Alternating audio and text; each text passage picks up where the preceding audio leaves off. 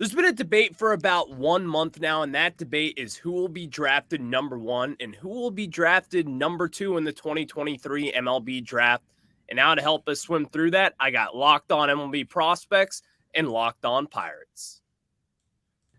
And now let's jump into it, as today's show is brought to you by Game Time. Create an account and use code LOCKEDONMLB for $20 off your first purchase. Last-minute tickets, lowest price, guaranteed with our friends over at Game Time. So now let's just jump right into it, as I have Ethan Smith from Locked On Pirates, and we got Lindsay Crosby from Locked On MLB Prospects. So guys, how we doing today? How we feeling just ahead of the draft? Doing good, man. Can't complain. The Pirates have the first overall pick for the second time in 3 years, and one of them is already playing Major League Baseball and looks pretty good. So I'm enjoying it right now. I'm enjoying it a lot.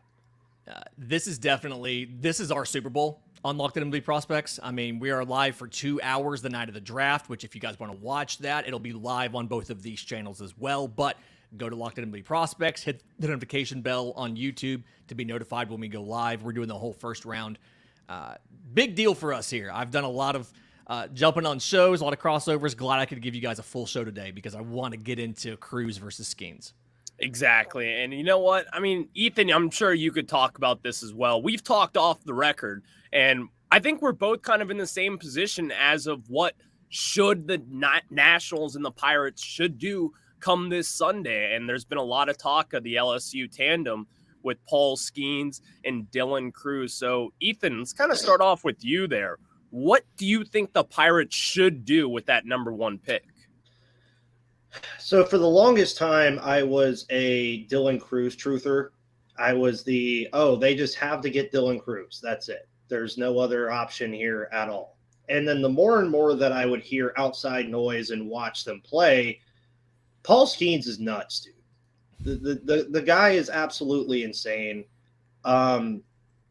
There's been some noise about them potentially going after Wyatt Langford as well, Max Clark, but any of those 4 guys I think I would be perfectly fine with. But there's not going to be too many times where you're going to see a team like the Nationals or the Pirates be able to afford a guy like a Paul Skenes in free agency or via trade just based off of how good he is. And I've even went as far as say, as he's currently constructed, he's better than any Pirates pitching prospect in their system.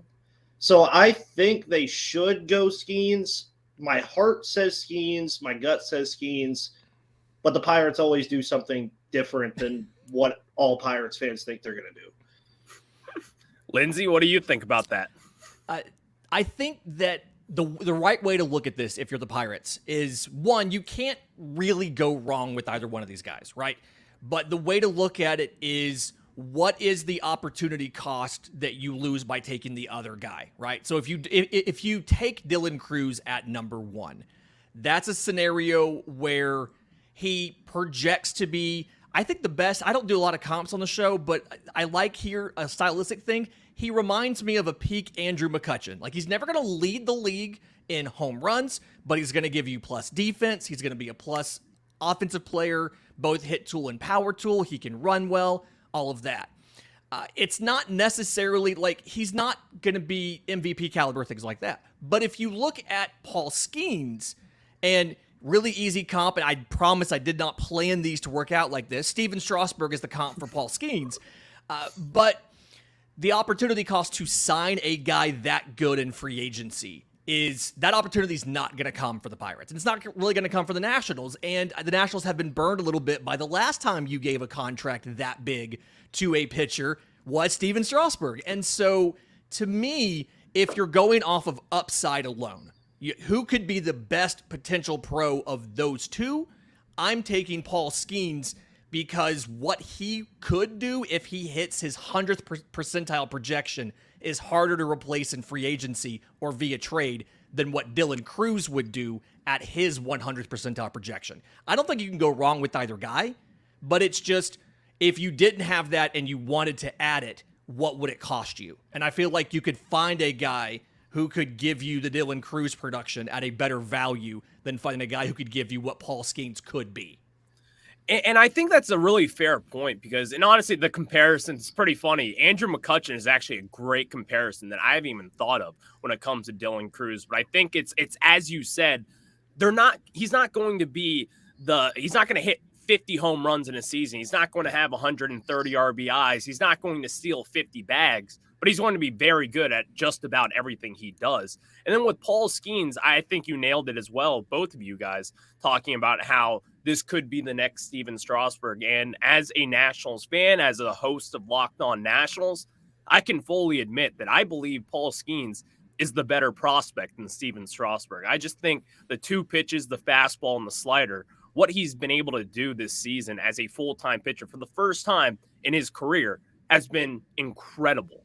So as far as the Nationals and what they should do, I think the pick should be Dylan Cruz. And I think it's just for the fact that we have these starting pitchers in place as of right now. And I know you don't really draft for needs or wants. It's you take the best player available in the draft. And I just truly believe at this moment in time, I think Dylan Cruz is still the best player here on the table for the Washington Nationals. Now, if the Pirates do decide to go with him, then we got Paul Skenes, because I don't really see anyone outside of the Nationals. They're going to take one of the LSU tandems. It's going to be Dylan Cruz or it's going to be Paul Skenes. So I think when I talk about what the Nationals should do and what the Pirates should do, it's just a tough conversation because it really just all depends on what the Pirates do. Am I right, Lindsay? Yeah, I mean, I think it's very unlikely the Pirates go outside of those two guys. We've seen some conversation. They might go for Langford. They may try to do something under slot and get one of the two prepsters. But to me, it's down to Cruz or Skenes, and then Washington's taking the other guy that's there. And it's something, if you're Washington, you're happy you're not picking third, because there's no reason you should come out of this with a guy that's not one of those two. And either way, somebody who makes the organization better. But I see a scenario where one of the LSU guys could fall to 3, depending on what the Pirates do at 1, but it's not because Washington at 2 does not take an LSU guy. Yeah. And Ethan, I'm sure you've been watching the rumors over the last few days. Everyone's now talking about Max Clark, the prepster, who's kind of a 5-tool talent who could be down the line at least. And what would you think of that? Because in my opinion, there's the top 2 in this draft, and it's Paul Skenes and Dylan Cruz, and then there's the rest of them. So it really just depends on what does Ben Cherington want to do. Does he want to add to the timeline of winning that the Pirates are currently projected to be on, which I would say starts next year, by adding Paul Skenes or Dylan Cruz, whose realistic ETA at the major league level is probably 2025? Yes, I'm serious about that. It's probably 2025, maybe even sooner than that. Or do you kind of do what the Tampa Bay Rays have done for so long, where you get a guy like Max Clark and throw him in there with last year's first-round pick, Termar Johnson, and kind of create that wave of prospects that the Tampa Bay Rays like to do, where you don't see them all come up right at one time, but it always seems like they're bringing some pitching prospect up that all of a sudden lights the world on fire, and then it happens again the next year. So it really just depends. Does he want to add to the current core now, or does he want to build something that 4 or 5 years down the line, once this core maybe is starting to slide down a little bit or get right into their prime, then you add Dylan Cruz or Max Clark, to that scenario alongside with like Termar Johnson, Anthony Solometto, the likes of that. And that's a fair point, because Lindsay, you covered this, and you obviously you're the host of Locked On MLB Prospects, and you know kind of how this will run if these guys are healthy. Because in my opinion, like it's just, I can't think of anything else besides Dylan Cruz or Paul Skenes going number 1. And then obviously number 2, whichever one is there will go as follow. Like, is that the right decision for you? If you were the GM for both the Pirates and the Nationals, like, it's got to be Paul Skenes and Dylan Cruz, right? If you're the Nationals, I think so. Yes. I think it's a scenario where you don't necessarily have to worry so much about accumulating multiple pieces of talent. Like, I could see the Pirates in a scenario where, to Ethan's point, they take one of the younger guys so that they can get them under slot, save some money, and add some more prospects in that same age band and have a wave of prospects coming up like what Cincinnati did this year.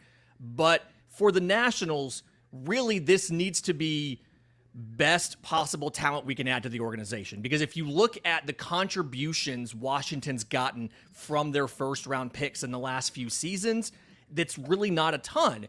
And this needs to be, you kind of need the slam dunk here, right? You need the infusion of a top talent. The last time Washington won, you had a couple top talents. One was drafted, one was an IFA, and as far as Harper and Soto, and then you had the drafted pitcher in Strasburg, and that kind of keyed you into a World Series championship. Same idea. You need to get that top tier talent so that you can be primed for the next competitive window. And I do think that Skenes and Cruz both can do that for Washington.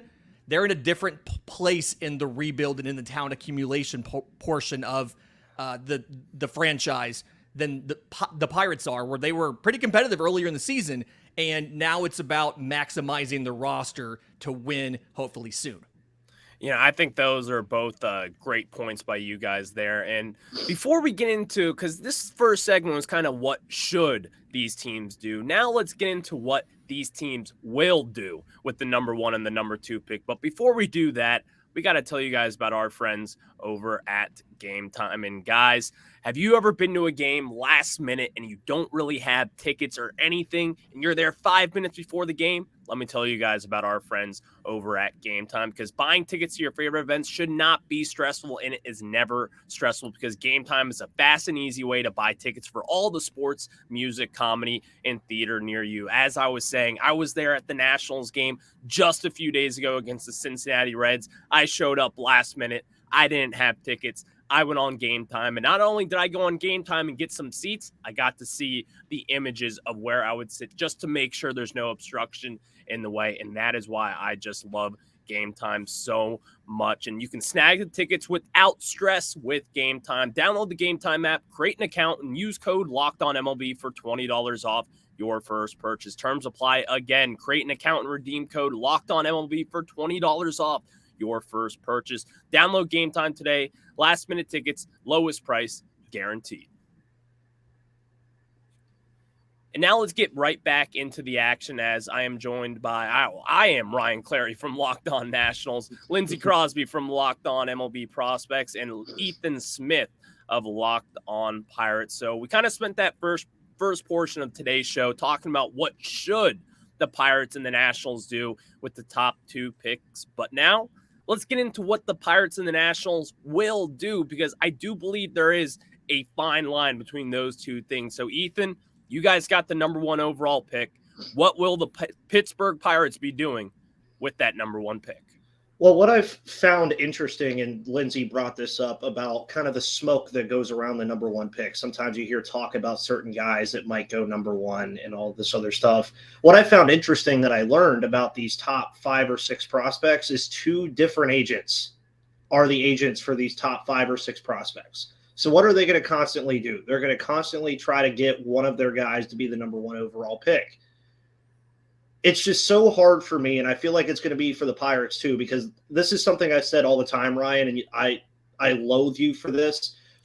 The Nationals' decision in the draft is so much easier than the Pirates because, as Lindsay mentioned, you don't have that opportunity cost loss if you're the Washington Nationals. The Pirates take Paul Skenes, great. We take Dylan Cruz, no questions asked.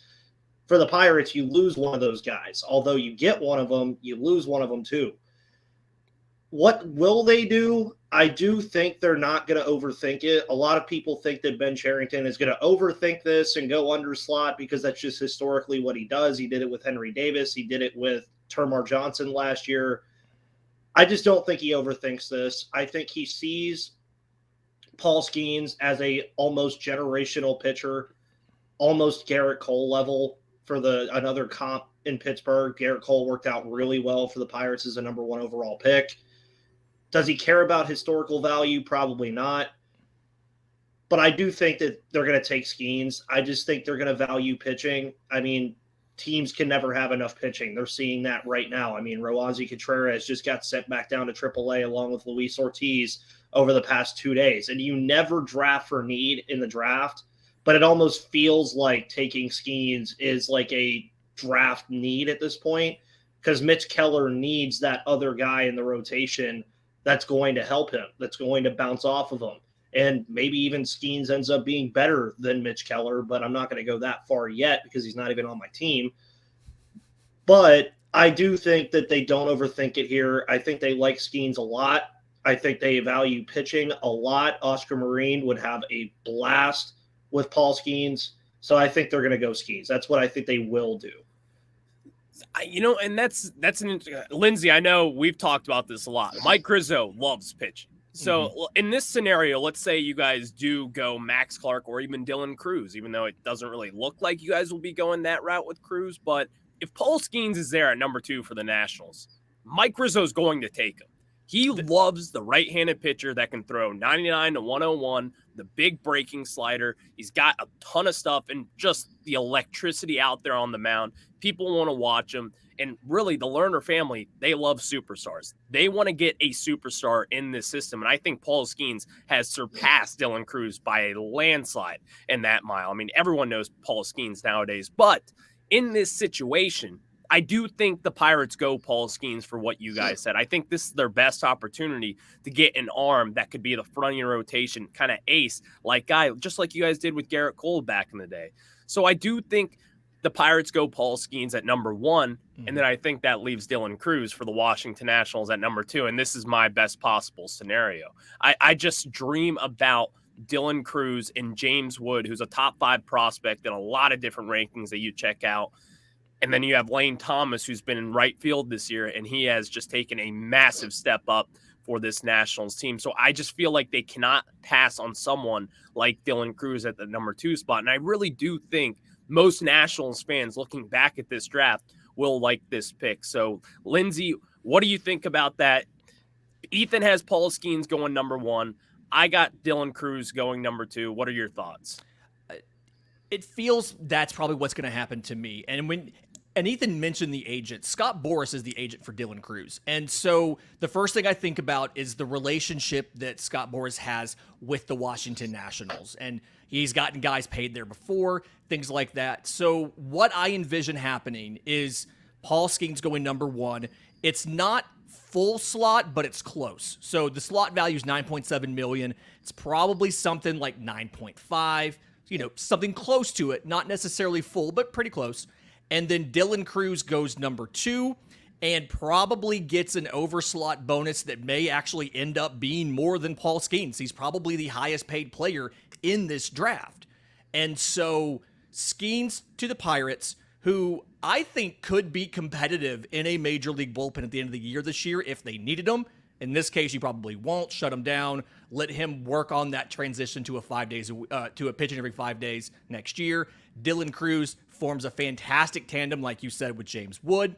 It also helps the Nationals because you've seen some of these Nationals prospects, Robert Hassel in particular, Elijah Green in particular, get downgraded a little bit recently because of swing and miss concerns and things like that. So this gives them another high ceiling, high confidence choice.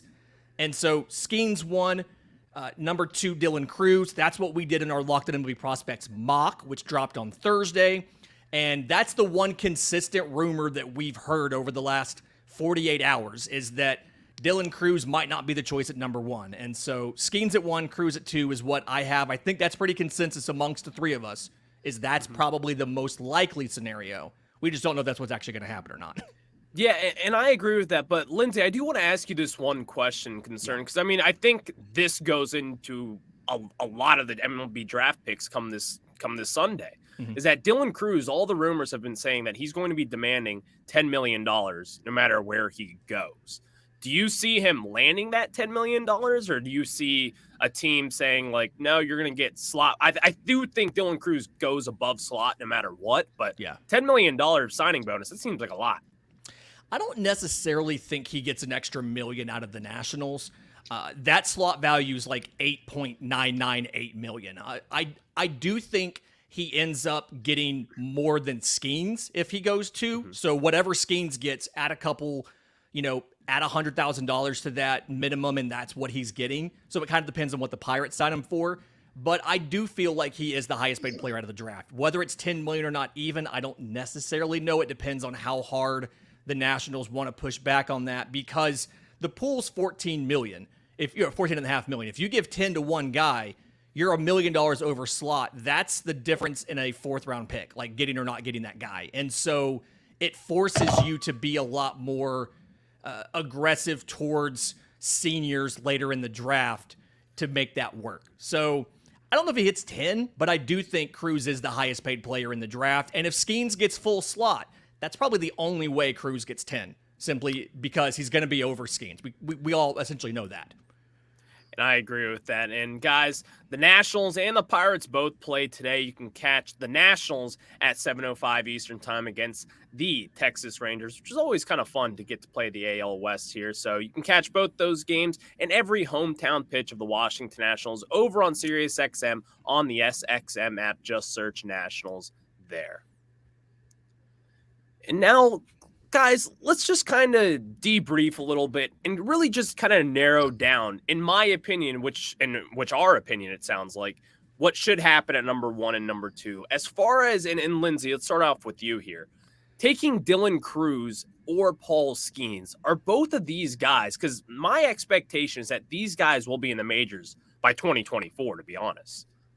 Yeah, Paul Skenes is definitely a guy who I think second half of next year, provided the transition to a 5-day rotation versus once a week goes well, he's a candidate for a late 2024 call-up to get a taste for a 2025 Rookie of the Year race. Dylan Cruz is probably just as fast, and he's somebody I'm probably, when he gets signed, I'm probably putting him, if I have him continue playing, which I think they should, I'm probably putting him in high A right away and bumping him up to double A at the end of the year.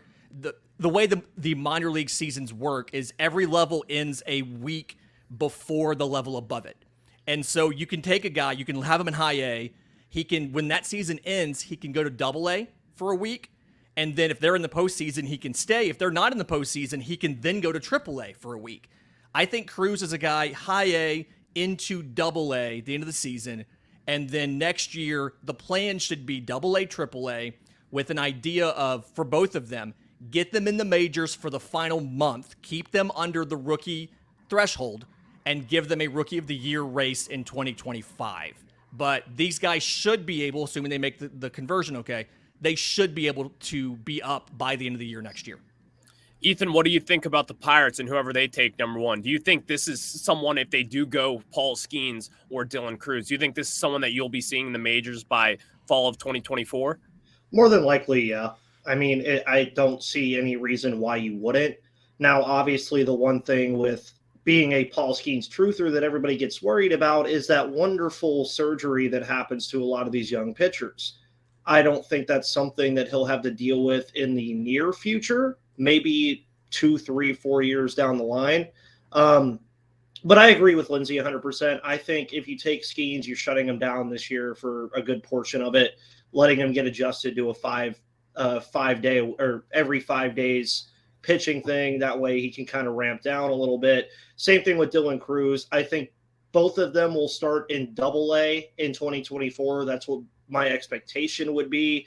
Then probably a pretty quick call up to AAA, and then, as Lindsay said, bring them up when you get the 2 extra roster spots in September. Let them do their thing, get a cup of coffee with it, and then 2025, ramp up spring training. Boom, they're a full part of your team in 2025. Which goes back to the point I was making again about either Skenes or Cruz. By 2025, this Pirates team is an NL Central contender. I have no doubt in my mind. I think that starts next year.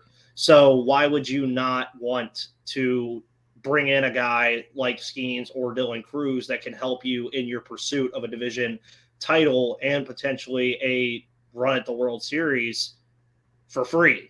I mean, quite literally for free. You have to do nothing except call their name on a podium to make it happen.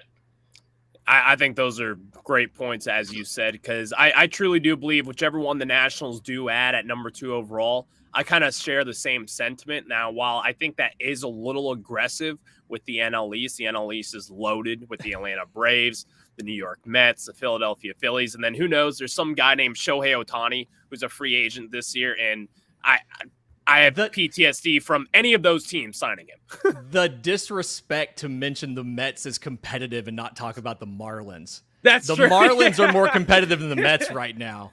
The Pirates have a better record than the Mets, if I'm not mistaken, right now, Ryan. Well, yes, that is true. They're actually a New game York- behind them. But even then, as a Nationals fan, let me just get to this real quick with the Mets. Is that they spend all the money in the world. Like Yeah. I am still in my head, I still view them as a contender. Like I could see them turning this ship around, and I don't really think they're going to be sellers. Maybe they send off Max Scherzer at the deadline, but I don't really see them selling it off. If anything, I could see them even buying a piece, depending on the price and depending on who that is. But that's a separate conversation for a separate day. But you're right. I did just disrespect the Miami Marlins because they got some guys. They got some guys on that team. They're better than the Mets are right now. Better than the Mets by far. The Marlins are like the little brothers of the NL East. They've been that way for so long, but they have gotten really good, and I really love the way Jorge Soler has been playing, and Luis Arias has been as well. So thank you guys for making Locked On Nationals, Locked On Pirates, and Locked On MLB Prospects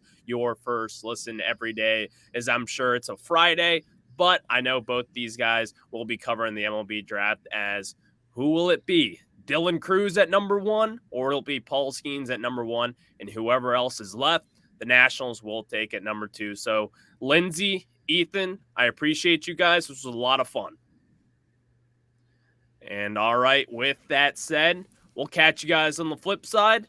We'll hear you on Monday, and maybe, and just maybe, the Nationals and the Pirates will have their franchise player right after Sunday.